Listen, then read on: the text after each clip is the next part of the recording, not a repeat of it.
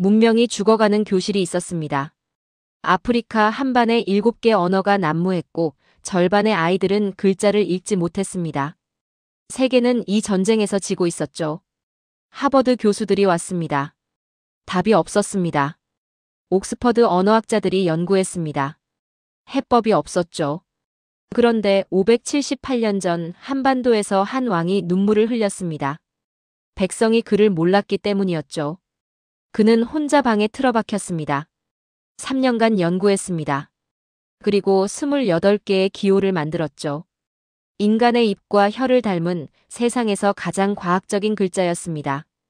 그 글자는 조용히 한반도에 잠들어 있었습니다. 그러다 2024년 아프리카에서 깨어났습니다. 서울에서 날아온 실험 영상이 UN 회의장을 얼어붙게 만들었죠. 아일랜드 학자 패트릭 오코너, 그는 화면을 응시하며 전율했습니다. 왕이 만든 글자가 대륙을 구하고 있었습니다. 그는 떨리는 손으로 물었습니다. 이 왕의 이름은 무엇인가? 답은 하나였습니다. 세종? 서구 중심의 세계가 흔들리기 시작했습니다.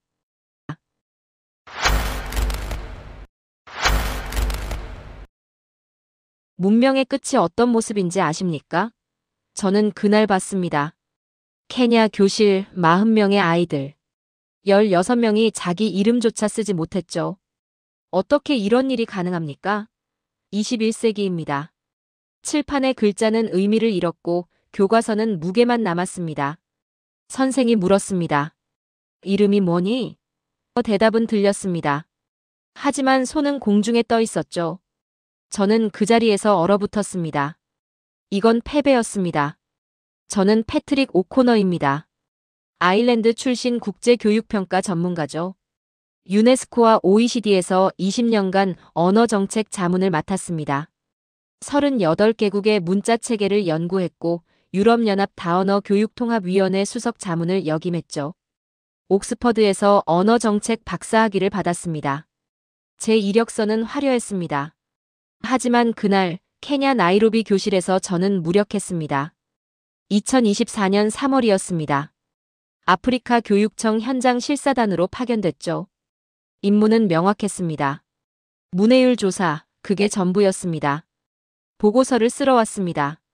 하지만 절망을 기록하게 됐죠. 한반에 7개 언어가 난무했습니다. 스와힐리어, 영어, 프랑스어, 루오어, 키쿠유어, 소말리아어, 아랍어. 선생은 통역자가 됐고 수업은 혼돈이 됐습니다. 칠판에 적힌 문장을 읽어보라고 했습니다. 40명 중 24명이 읽었죠. 나머지 16명은 침묵했습니다. 시험지를 나눠줬습니다. 절반이 문제를 이해하지 못했습니다. 글자를 모르니까요. 저는 물었습니다. 이름을 써볼까? 한 아이가 연필을 쥐었습니다. 손이 떨렸죠. 84초가 지났습니다. 세 글자를 쓰는데 84초가 걸렸습니다. 틀렸습니다. 교육이 아니었습니다. 통역의 전쟁이었죠. 선생이 영어로 질문하면 아이들은 부족어로 답했습니다. 스와힐리어로 설명하면 절반은 고개를 저었죠. 교과서는 영어였고 시험지는 프랑스어였습니다. 누구를 위한 교육입니까? 저는 그때 깨달았습니다. 교육은 언어의 문제였고 언어는 권력의 문제였습니다. 3일 뒤 나이로비 중앙회의실. 아프리카 연합 교육정책 긴급회의가 소집됐습니다. 각국 대표단이 모였죠. 유럽연합 자문단, 중국 교육지원팀, 미국 NGO 관계자들. 저도 그 자리에 있었습니다. 의제는 하나였습니다. 공용 문자 표준화 방안. 이미 3번 실패한 정책이었습니다. 첫 번째 시도는 2018년이었습니다. 이유식 표준 언어 도입안이죠. 3년 만에 중단됐습니다.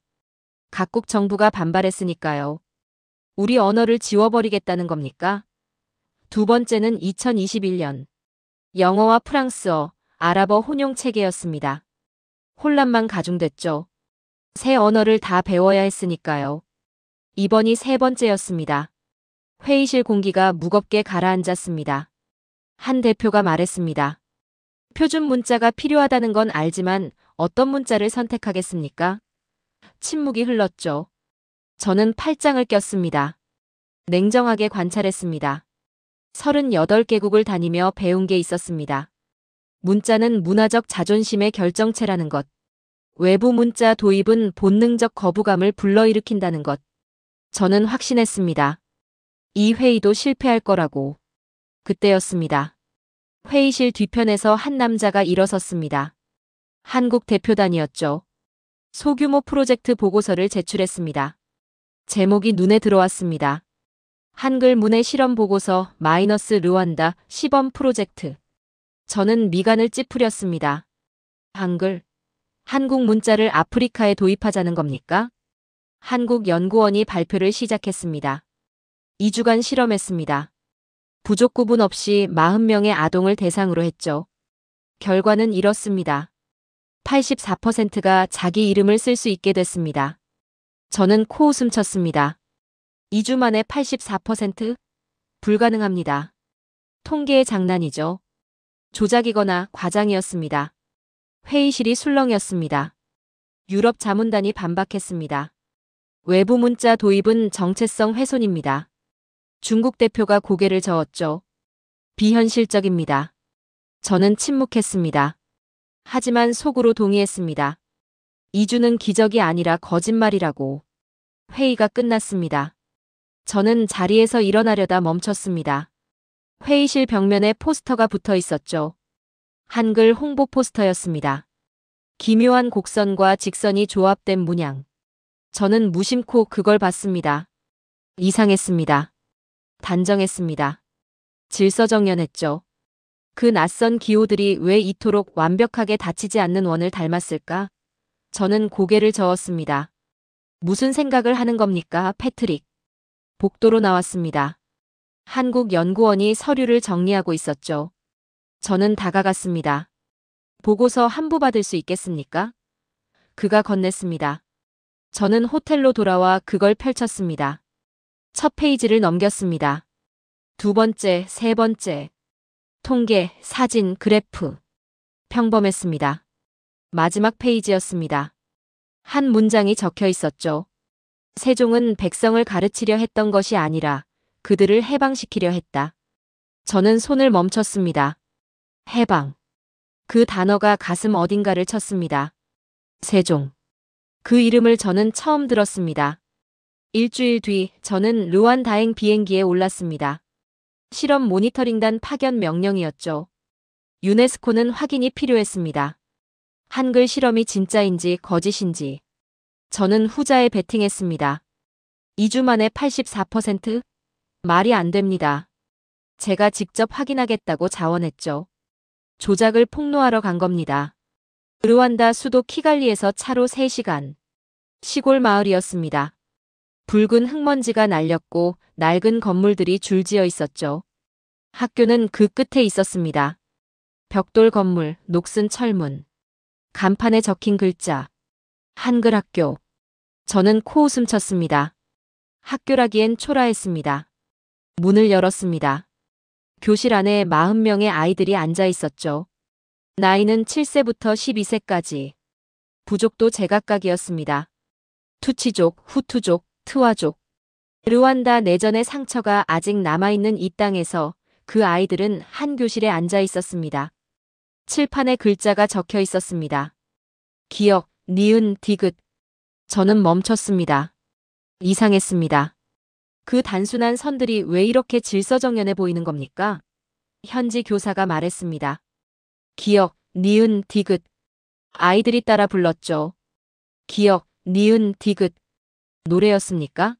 저는 당혹스러웠습니다. 그들은 글자를 외우는 게 아니라 노래하고 있었습니다. 리듬이 있었고 멜로디가 있었죠. 케냐에서 본 침묵의 교실과는 달랐습니다. 여긴 살아 있었습니다. 한 아이가 칠판으로 나왔습니다. 분필을 들었죠. 기억을 썼습니다. 천천히 조심스럽게. 다음은 아. 그리고 기억. 아이가 돌아서며 말했습니다. 가. 저는 숨을 멈췄습니다. 방금 뭘 본 겁니까? 세 개의 기호가 하나의 소리가 됐습니다. 조립이었습니다. 레고처럼 말이죠. 교사가 설명했습니다. 자음과 모음을 조합하면 소리가 나옵니다. 아이들은 규칙을 배우는 겁니다. 글자를 외우는 게 아니라요. 저는 고개를 갸웃했습니다. 규칙? 알파벳도 규칙이 있습니다. 하지만 이건 달랐죠. 너무 단순했습니다. 너무 명확했습니다. 다른 아이가 나왔습니다. 니은, 아, 미음. 남. 또 다른 아이. 미음, 아, 리을. 말. 저는 입을 다물지 못했습니다. 이게 어떻게 가능합니까? 부족도 다르고 모국어도 다른 아이들이 동일한 출발선에 서 있었습니다. 누구도 앞서 있지 않았죠. 이 교실엔 계급이 없었습니다. 저는 뒤편으로 물러났습니다. 교재를 집어들었죠. 펼쳤습니다. 첫 페이지. 모음 설명이 나왔습니다. 아, 오후. 그 밑에 작은 글씨로 적혀 있었습니다. 하늘, 땅, 사람. 저는 눈살을 찌푸렸습니다. 무슨 소립니까? 모음이 철학이라니. 다음 페이지였습니다. 자음 설명. 기역, 니은, 미음, 시옷. 혀의 위치와 입모양을 본떴습니다. 저는 손을 멈췄습니다. 발음기관을 본떴다고? 이건 문자가 아니었습니다. 해부학이었죠. 과학이었습니다. 저는 혼란스러웠습니다. 20년간 문자를 연구했습니다. 라틴 알파벳, 아랍 문자, 중국 한자, 키릴 문자. 하지만 이런 건 처음이었습니다. 이건 발명이 아니었습니다. 설계였죠.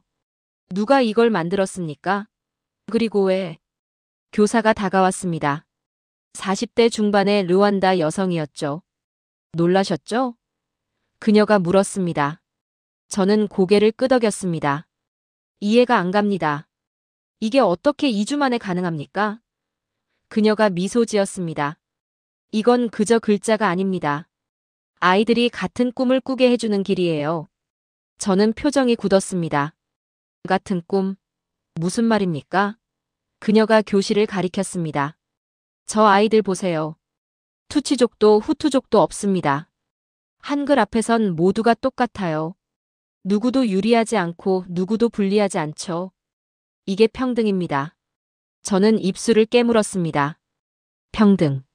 문자가 평등을 만든다고? 말도 안 됩니다. 하지만 제 눈앞에서 그 말도 안 되는 일이 벌어지고 있었습니다. 아이들이 웃고 있었습니다. 케냐에서 본 침묵의 눈빛이 아니었죠. 여긴 희망이 있었습니다. 수업이 끝났습니다. 아이들이 일어났죠. 한 아이가 제게 다가왔습니다. 쪽지를 건넸습니다. 저는 받았습니다. 펼쳤죠. 한글로 적혀 있었습니다. 감사합니다. 단 5글자. 저는 손이 떨렸습니다. 교실 밖으로 나왔습니다. 햇빛이 눈부셨죠. 저는 숨을 들이켰습니다. 깊게. 천천히. 제 안에서 뭔가가 흔들리고 있었습니다. 20년간 쌓아온 신념이 균열을 일으켰습니다. 저는 중얼거렸습니다. 나는 지금 문자를 본 게 아니다. 혁명을 본 것이다. 그날 밤 저는 잠들지 못했습니다. 호텔방 책상에 자료를 펼쳤죠. 한국 연구단이 제공한 원문 번역 자료였습니다. 제목이 적혀 있었습니다. 훈민정음 해례본. 1446년에 쓰인 책이라고 했습니다. 578년 전입니다. 첫 페이지를 넘겼습니다. 그림이 나왔죠. 발음기관 도해였습니다. 혀의 위치, 입술의 모양, 목구멍의 형태. 각각의 소리가 어디서 나오는지 정확히 표시돼 있었습니다. 저는 숨을 멈췄습니다. 이건 언어학이 아니었습니다. 생리학이었죠. 기역은 혀뿌리가 목구멍을 막는 모양을 본떴다고 적혀 있었습니다. 니은은 혀끝이 윗잇몸에 닿는 모양. 미음은 입술이 다물어지는 모양. 저는 제 입을 벌렸습니다. 발음해봤죠. 기역, 니은, 미음. 맞았습니다. 정확했습니다. 손이 떨렸습니다. 이게 어떻게 가능합니까? 15세기에 인간의 발성기관을 과학적으로 분석했다는 겁니까? 유럽에선 그때 뭘 했습니까? 라틴어를 복사하고 있었죠. 하지만 한국에선 인간의 입을 해부하고 있었습니다. 다음 페이지였습니다. 모음책의 설명이 나왔죠. 은 하늘, 은은 땅, 이는 사람. 하늘과 땅이 만나면 오가 되고 땅과 사람이 만나면 우가 된다고 했습니다. 조합이었습니다. 체계였죠. 저는 뒤로 기대 앉았습니다. 이건 단순한 문자가 아니었습니다. 우주관이었죠. 하늘, 땅, 인간. 글자 하나하나가 철학이었고 조합 하나하나가 세계관이었습니다. 자정이 지났습니다. 저는 자료를 내려놓지 못했습니다. 계속 읽었죠. 자음 17개, 모음 11개. 28개의 기호로 모든 소리를 표현한다고 했습니다. 조합하면 수천 개의 글자가 만들어진다고 했죠. 숨이 막혔습니다. 28개로 수천 개를. 알파벳은 26개로 26개입니다. 한자는 수만 개지만 하나하나 외워야 합니다. 하지만 한글은 달랐습니다. 규칙만 알면 무한대였습니다. 저는 자리에서 일어났습니다. 창밖을 봤죠. 르완다의 밤하늘이었습니다. 별이 총총했습니다. 제 머릿속도 혼란스러웠습니다. 20년간 확신했던 게 무너지고 있었죠. 서구 알파벳이 가장 과학적이라고 믿었습니다. 하지만 틀렸습니다. 이건 서구의 알파벳 체계보다 완성도가 높았습니다. 더 체계적이었고 더 과학적이었죠. 더 인간적이었습니다. 지식의 중심은 서쪽에 있지 않았습니다. 새벽이었습니다. 노크 소리가 들렸죠. 문을 열었습니다. 한국연구원이었습니다. 40대 후반의 남자였죠. 질문이 있습니다. 세종이라는 사람은 누구입니까? 제가 물었습니다. 그가 대답했습니다. 한국의 왕이었습니다. 1443년에 한글을 만들었죠. 백성이 글을 몰랐으니까요. 한자는 어려웠습니다. 하지만 세종은 원했습니다. 누구나 글을 배우길. 저는 침묵했습니다. 그가 계속 말했습니다. 세종은 언어를 만든 게 아니라 백성의 입을 열어준 겁니다. 글자는 도구였죠. 해방의 도구였습니다. 해방. 그 단어가 또 나왔습니다. 저는 손에 든 자료를 내려놓았습니다. 제 목소리가 떨렸습니다. 이건 단순한 언어학이 아닙니다. 인류학이자 인권입니다. 그가 고개를 끄덕였습니다. 저는 책상으로 돌아왔습니다. 노트북을 열었죠. 보고서를 쓰기 시작했습니다. 제목을 적었습니다. 나는 오늘 인류가 발명한 가장 따뜻한 도구를 목격했다. 손이 떨렸습니다. 하지만 멈추지 않았습니다. 계속 썼죠. 문장이 흘러나왔습니다. 저는 중얼거렸습니다. 이제 나는 한글을 연구하지 않는다. 나는 그 안에 산다. 3일 뒤 나이로비로 돌아왔습니다. 아프리카 연합 긴급회의가 소집됐죠.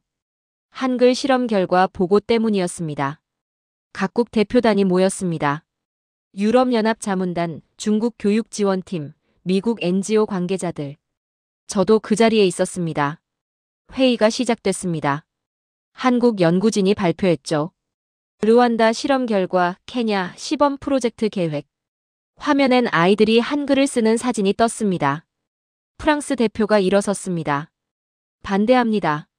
목소리가 회의장을 울렸죠.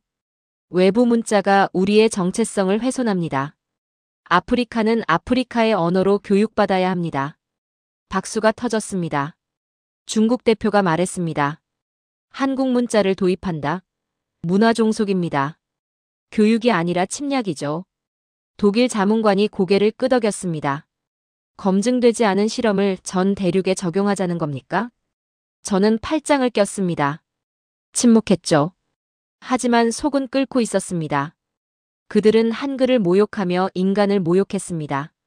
투표가 진행됐습니다. 결과는 명확했습니다. 한글 도입 반대 70%.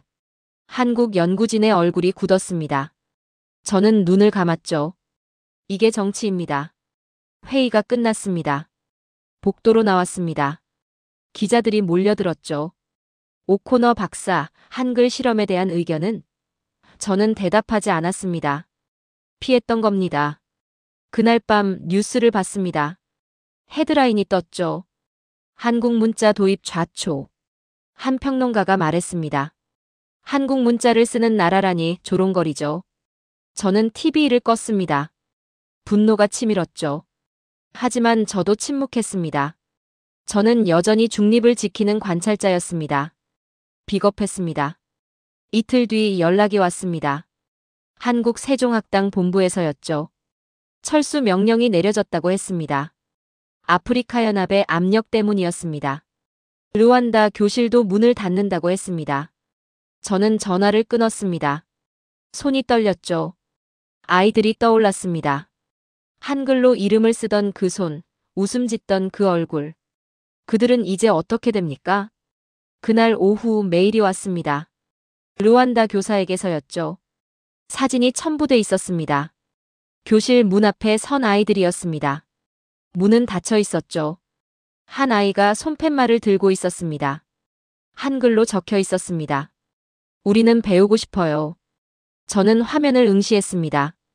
눈시울이 뜨거워졌죠. 교사가 썼습니다. 아이들이 울었습니다.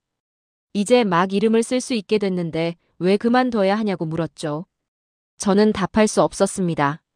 저는 창밖을 봤습니다. 나이로비의 하늘이 흐렸습니다. 제 마음도 어두웠죠. 진실이 거짓에 밀릴 때 학자는 무엇으로 싸워야 하나. 그날 밤 기자회견이 열렸습니다. 아프리카 연합 공식 입장 발표였죠. 저도 참석했습니다. 한 국제기자가 저를 지목했습니다. 오코너 박사 현장을 다녀오셨죠? 한글 실험, 정말 효과가 있었습니까?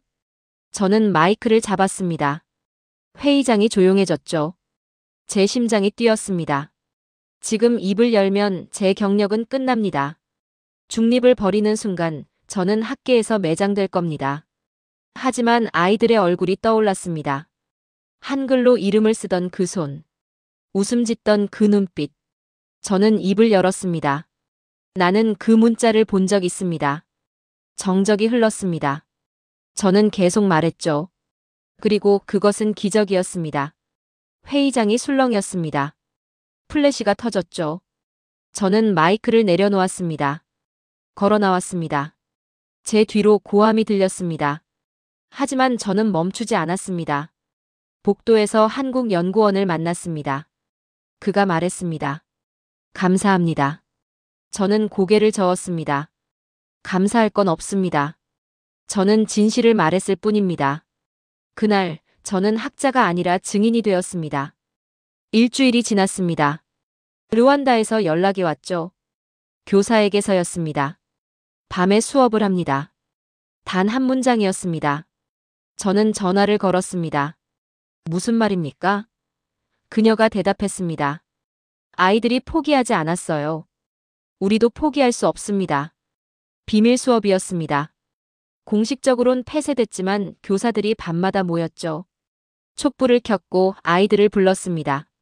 한글을 가르쳤습니다. 금지된 교육이었죠. 저는 다시 르완다로 날아갔습니다.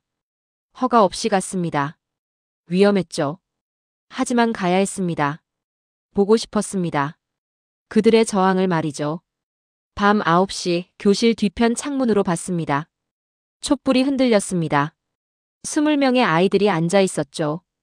교사가 칠판에 썼습니다. 시옷, 아, 리을, 아, 이응. 아이들이 따라 읽었습니다. 사랑. 목소리가 작았습니다. 하지만 단단했죠. 저는 카메라를 꺼냈습니다. 촬영했습니다. 이건 교육이 아니었습니다. 저항이었죠. 그들의 촛불 하나하나가 제 가슴을 비췄습니다. 수업이 끝났습니다. 아이들이 나왔죠. 한 아이가 제게 다가왔습니다. 손에 쥔 종이를 건넸습니다. 저는 받았습니다. 펼쳤죠. 한글로 적혀 있었습니다. 감사합니다, 선생님. 저는 제 이름을 쓸 수 있어요. 저는 그 자리에 서서 울었습니다. 감사합니다. 단 5글자. 그 세 단어가 제 이론보다 강했습니다. 20년 학문보다 무거웠죠. 다음 날 서울에서 메일이 왔습니다. 한국 세종학당 본부에서였습니다. 제목이 눈에 들어왔죠. 지원 재개 결정. 저는 숨을 멈췄습니다. 내용을 읽었습니다. 아프리카 연합의 반대에도 불구하고 우리는 지원을 재개합니다. 현지 교사와 아이들의 요청이 있었습니다. 우리가 물러나면 진실도 사라집니다. 세종의 뜻은 금지될 수 없습니다. 저는 화면을 응시했습니다. 손이 떨렸죠. 서울에서 들려온 그 한 통의 메일이 저를 다시 살렸습니다. 희망이 되살아났습니다. 일주일 뒤였습니다. 국제뉴스가 터졌죠. CNN 속보였습니다. 아프리카 비밀교실, 한글로 배운다. 제가 찍은 영상이었습니다. 유출됐습니다. 아니, 제가 보냈습니다. 언론사에 말이죠. 영상이 전 세계로 퍼졌습니다. BBC, 알자지라, 로이터. 촛불 아래 한글을 쓰는 아이들. 밤에 몰래 모이는 교사들. 화면 자막이 떴습니다. 기적의 문자, 한글이 아이들을 바꾸다. 회의장이 뒤집혔습니다. 아프리카 연합 본부로 항해 전화가 쏟아졌죠. 왜 아이들의 교육을 막습니까? 정치가 교실을 지배합니까? 압력이 거세졌습니다. 3일 뒤 긴급 회동이 소집됐습니다. 각국 교육부 장관들이었죠. 저도 초청받았습니다. 증인 자격으로 말이죠. 회의실에 들어갔습니다. 긴장된 공기가 흘렀습니다. 케냐 교육부 장관이 말했습니다. 상황이 달라졌습니다. 여론이 들끓고 있습니다. 재검토가 필요합니다. 프랑스 대표가 반박했습니다. 여론에 휘둘려선 안 됩니다. 하지만 목소리에 힘이 없었죠. 중국 대표는 침묵했습니다. 분위기가 변했습니다. 의장이 저를 불렀습니다. 오코너 박사 의견을 말씀해 주시죠. 저는 자리에서 일어났습니다. 마이크를 잡았습니다.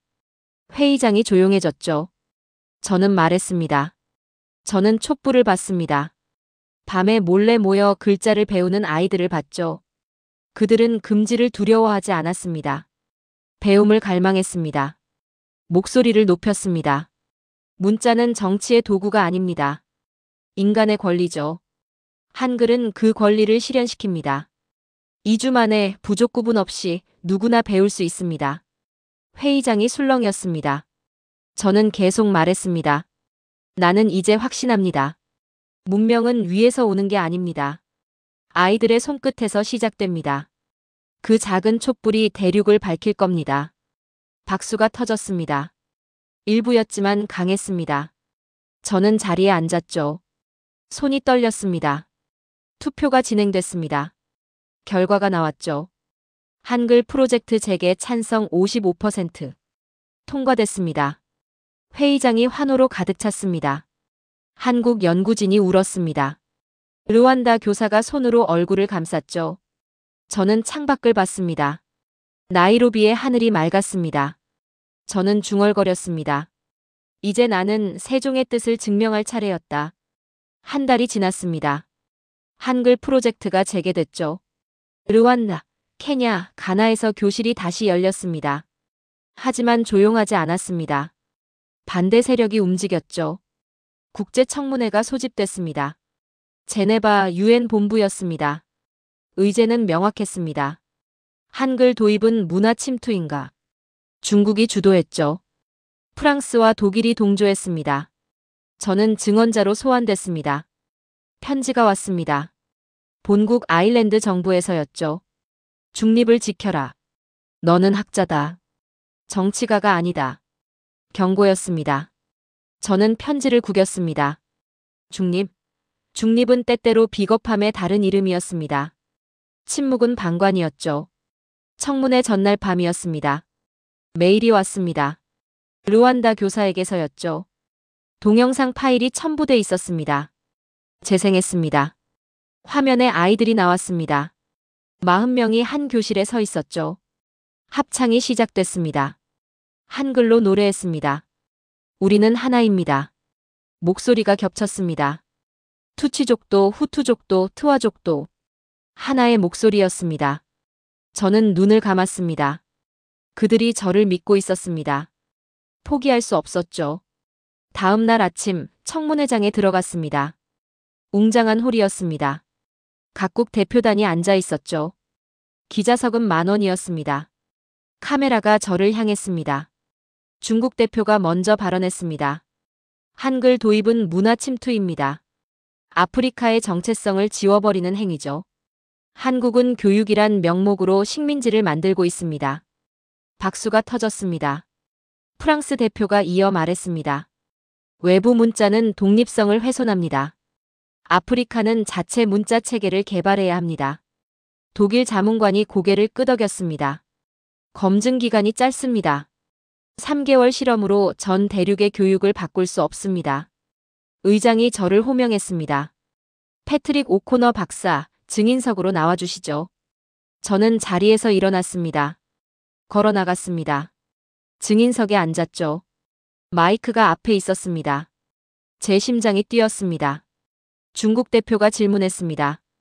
박사님, 한글이 정말 3개월 만에 효과를 냈다고 믿습니까? 저는 대답했습니다. 믿습니다. 제가 봤으니까요. 하지만 통계는 조작될 수 있습니다. 프랑스 대표가 말했습니다. 저는 고개를 저었습니다. 통계가 아닙니다. 아이들의 눈빛이 증거입니다. 독일 자문관이 끼어들었습니다. 감정적 판단입니다. 학자답지 않습니다. 저는 미간을 찌푸렸습니다. 학자답지 않다고요? 진실을 외면하는 게 학자입니까? 회의장이 술렁였습니다. 의장이 말했습니다. 질서를 지켜주시죠. 저는 숨을 고르고 말했습니다. 나는 거짓을 본 적이 없습니다. 다만 두려움을 봤을 뿐입니다. 정적이 흘렀습니다. 저는 계속 말했죠. 그들은 두려워합니다. 인간이 자유로워지는 것을. 한글은 계급을 무너뜨립니다. 부족을 무너뜨리죠. 권력의 언어가 아니라 평등의 언어니까요. 그래서 두려운 겁니다. 중국 대표가 일어섰습니다. 무례합니다. 저는 그를 바라봤습니다. 무례한 건 아이들의 교육을 막는 겁니다. 의장이 망치를 두드렸습니다. 오코너 박사, 자제해 주시죠. 저는 마이크를 잡았습니다. 목소리를 높였습니다. 저는 38개국을 다녔습니다. 수많은 문자를 봤죠. 하지만 한글만큼 인간적인 문자는 없었습니다. 이건 도구가 아닙니다. 해방입니다. 회의장이 웅성거렸습니다. 기자들이 받아 적었죠. 저는 자리에서 일어났습니다. 나는 이제 세종의 통역자입니다. 그의 뜻을 세상에 전합니다. 문자는 권력이 아니라 사랑이어야 한다고. 박수가 터졌습니다. 일부 대표단이 일어섰죠. 하지만 절반은 침묵했습니다. 저는 증인석을 내려왔습니다. 복도로 나갔습니다. 기자들이 몰려들었죠. 플래시가 터졌습니다. 질문이 쏟아졌습니다. 저는 대답하지 않았습니다. 걸었습니다. 복도 끝까지 말이죠. 창밖을 봤습니다. 제네바의 하늘이 푸르렀습니다. 저는 중얼거렸습니다. 세종, 당신의 싸움을 이어가겠습니다. 1시간 뒤 결과가 나왔습니다. 한글 프로젝트 재검토. 6개월 추가 실험 허가. 완전한 승리는 아니었습니다. 하지만 문은 열렸죠. 저는 복도에 앉아 있었습니다. 한국연구원이 다가왔습니다. 감사합니다, 박사님. 저는 고개를 저었습니다. 감사할 건 없습니다. 진실이 이긴 겁니다. 그는 미소 지었습니다. 저도 미소 지었죠. 그날 세상이 조금 더 밝아졌다고 느꼈습니다. 6개월이 흘렀습니다. 추가 실험이 진행됐죠. 케냐, 르완다, 가나, 우간다. 4개국에서 한글 교실이 열렸습니다. 통계가 쌓였습니다. 평균 문해율 상승 78%. 부족 간 갈등 감소 42%. 아프리카 연합 본회의가 소집됐습니다. 최종 결정의 날이었죠. 각국 대표단이 모였습니다. 저도 참석했습니다. 최종 발표자로 말이죠. 회의장에 들어갔습니다. 500명이 앉아 있었습니다. 긴장된 공기가 흘렀죠. 대부분의 대표단은 여전히 회의적이었습니다. 의장이 회의를 열었습니다. 한글 프로젝트 최종 검토안을 상정합니다. 패트릭 오코너 박사, 발표해 주시죠. 저는 단상으로 올라갔습니다. 마이크 앞에 섰습니다. 500개의 눈이 저를 봤습니다. 저는 말했습니다. 나는 통계를 말하지 않겠습니다. 대신 사람을 말하겠습니다. 스크린이 내려왔습니다. 영상이 재생됐죠. 케냐 교실이 나왔습니다. 아이들이 한글을 쓰고 있었죠. 이응, 미음, 아. 엄마. 한 아이가 웃었습니다. 그 눈빛에 희망이 있었습니다. 다음은 르완다였습니다. 투치족 아이와 후투족 아이가 나란히 앉아 있었죠. 함께 썼습니다. 치읓, 이, 니은, 기역, 우. 친구. 손을 잡았습니다. 함께 웃었죠. 가나 장면이 이어졌습니다. 한 소녀가 칠판에 썼습니다. 기역, 아, 미음, 시옷, 아, 히읗, 아, 비읍, 니은, 이, 디귿, 아. 감사합니다. 카메라를 향해 말했습니다. 저는 이제 꿈을 쓸 수 있어요. 회의장이 숨죽였습니다. 마지막 장면이었습니다. 4개국 아이들이 한 화면에 모였습니다. 동시에 외쳤습니다. 사랑합니다. 우리는 하나입니다. 한글로 말했습니다. 목소리가 겹쳤습니다. 영상이 끝났습니다. 정적이 흘렀습니다. 저는 마이크를 잡았습니다. 문자는 권력의 언어가 아니라 이해의 언어여야 합니다. 그리고 지금 그것을 증명한 문자가 있습니다. 한글입니다. 박수가 터졌습니다. 작았습니다. 하지만 커졌죠. 앞줄에서 뒷줄로 번졌습니다. 1명, 2명, 10명. 일어섰습니다. 기립박수였습니다. 회의장 절반이 일어났죠. 플래시가 터졌습니다. 의장이 말했습니다. 투표를 시작하겠습니다. 전광판에 숫자가 올라갔습니다. 52%, 58%, 63%. 멈췄습니다. 최종 결과. 찬성 67%. 통과됐습니다. 회의장이 폭발했습니다.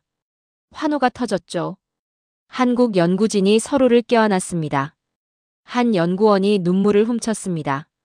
중얼거렸죠. 세종대왕님 보셨습니까? 저는 그 모습을 봤습니다. 가슴이 뜨거워졌습니다. 저도 눈시울이 젖었죠. 의장이 발표했습니다. 한글을 아프리카 연합 공식 제2문자로 채택합니다. 케냐, 르완다, 가나, 우간다 4개국이 시범 도입하며 향후 확대를 검토합니다. 박수가 다시 터졌습니다. 더 크게, 더 길게. 기자들이 몰려들었습니다. 오코너 박사, 소감이 어떠십니까? 저는 대답했습니다. 이제 인류는 새로운 언어로 대화합니다. 평등의 언어로 말이죠. CNN 헤드라인이 떴습니다. 문해의 혁명, 세종의 후손들이 만든 기적. BBC가 보도했습니다. 한글, 아프리카의 공식 문자가 되다. 저는 복도로 나왔습니다. 한국 연구원이 다가왔습니다. 악수를 청했죠. 저는 잡았습니다. 그가 말했습니다. 박사님, 우리가 해냈습니다. 저는 고개를 저었습니다. 우리가 아닙니다. 세종이 해낸 겁니다. 그가 미소 지었습니다. 이제 박사님도 세종의 제자입니다. 저도 미소 지었습니다. 창밖을 봤습니다. 나이로비의 하늘이 붉게 물들었습니다. 아름다웠습니다. 저는 중얼거렸습니다. 그날 언어의 중심이 서쪽에서 동쪽으로 이동했다. 나는 그 순간의 증인이었다. 그날 세계는 잠시 한국어로 숨을 쉬었습니다. 3개월 뒤 발표가 이어졌습니다. 케냐 교육부가 선언했죠. 한글을 제2공식 문자로 채택합니다. 가나가 뒤따랐습니다. 전국 초등학교에 한글 교실을 설치합니다. 르완다, 우간다, 탄자니아. 하나씩 손을 들었습니다. 전 세계 언론이 보도했습니다. 한글 혁명, 아프리카를 넘어 세계로. 아시아 국가들이 관심을 보였습니다. 인도네시아, 필리핀, 베트남. 시범 프로젝트를 요청했죠. 초청장이 왔습니다. 한국 세종학당 본부에서였죠. 서울로 오십시오. 저는 비행기에 올랐습니다. 인천공항에 도착했습니다. 한국 연구진이 마중 나왔죠. 차를 타고 서울로 들어갔습니다. 거리가 낯설었습니다. 하지만 따뜻했죠. 다음 날 새벽 광화문에 갔습니다. 세종대왕 동상이 서 있었죠. 웅장했습니다. 저는 그 앞에 섰습니다. 올려다봤습니다. 돌로 만들어진 얼굴이었습니다. 하지만 살아있는 것 같았죠. 자애로운 눈빛이었습니다. 저는 중얼거렸습니다. 이 사람은 백성을 가르치려 했던 게 아니라 자유를 가르쳤구나. 동상 밑에 글이 새겨져 있었습니다. 나라의 말이 중국과 달라 백성이 하고자 하는 바를 펴지 못하니 내 일을 어여삐 여겨 새로 28글자를 만들었다. 저는 그 문장을 읽었습니다. 손으로 글자를 따라갔죠. 어여삐 여겨. 그 단어가 가슴을 쳤습니다. 왕이 백성을 어여삐 여긴다. 서구에선 상상할 수 없었습니다. 하지만 세종은 달랐습니다. 그는 사랑했습니다. 백성을 말이죠. 저는 눈을 감았습니다. 578년 전 이 땅에서 한 왕이 글자를 만들었습니다. 권력을 위해서가 아니었습니다. 백성을 위해서였죠. 그 글자가 지금 아프리카 아이들을 가르치고 있었습니다. 호텔로 돌아왔습니다. 책상에 앉았습니다. 노트북을 열었죠. 보고서를 쓰기 시작했습니다. 마지막 보고서였습니다. 제목을 적었습니다. 휴먼 스크립트. 서문을 썼습니다. 이 문자는 인간이 만든 것이 아니라 인간을 위한 것이다. 손이 멈추지 않았습니다. 문장이 흘러나왔죠. 1년간의 여정이 글이 됐습니다. 케냐의 교실, 르완다의 촛불, 제네바의 청문회, 나이로비의 박수. 모든 순간이 되살아났습니다. 마지막 문장을 썼습니다. 세종의 꿈이 지구의 언어가 되는 날, 그날 인류는 진짜로 이해하게 될 것이다. 다음 날 뉴스를 봤습니다. 전 세계 화면이 떴죠. 아프리카 학교 간판. 한글 학교라고 적혀 있었습니다. 유럽 브랜드 포장지. 한글 문구가 새겨져 있었죠. 남미 교실. 아이들이 사랑을 따라 쓰고 있었습니다. 뉴욕 타임스퀘어 전광판. 한글의 날 축하합니다가 떴습니다. 저는 화면을 응시했습니다. 눈물이 났습니다. 모든 대륙의 하늘에 한글이 떠올랐습니다. 한 달 뒤 강연 요청이 쏟아졌습니다.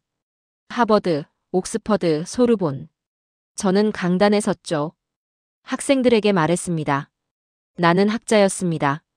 문자를 분석했고 언어를 분류했죠. 하지만 한국에서 나는 말이 아니라 사람을 배웠습니다.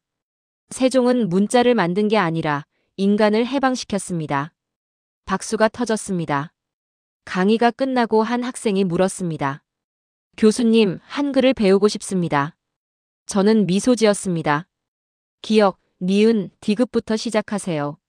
지금 저는 아일랜드 더블린에 있습니다. 제 연구실이죠. 벽에 한글 포스터가 붙어 있습니다. 책상 위엔 세종대왕 사진이 놓여 있죠. 저는 이제 한글로 생각합니다. 글자는 바뀌었지만 인간의 마음은 같았습니다. 창밖을 봅니다. 더블린의 하늘이 흐립니다. 하지만 제 마음은 맑습니다. 저는 중얼거립니다. 나는 이제 한글로 세상을 봅니다. 세종의 꿈이 지구의 언어가 되는 날, 그날 인류는 진짜로 이해하게 될 것입니다. 문명은 글자에서 시작되지 않습니다. 글자가 인간을 품을 때, 그때 문명이 시작됩니다.